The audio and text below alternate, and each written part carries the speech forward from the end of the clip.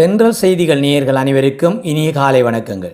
புலந்திருக்கும் இன்றைய தினம் அனைவரது வாழ்விலும் சகல சௌபாக்கியங்களும் கிடைத்திட வேண்டுமென இறைவனை வேண்டுகிறோம். இன்றைய நாளின் சிறப்பு 1/11/2025 சனிக்கிழமை ஐப்பசி 15 இராகாலம் 9:03 தொடக்கம் 10:33 வரை, சுபநேரம் 3:03 தொடக்கம் 4:33 வரை, எமகண்டம் 1:33 தொடக்கம் 3:03 வரை. வளர்பிறை.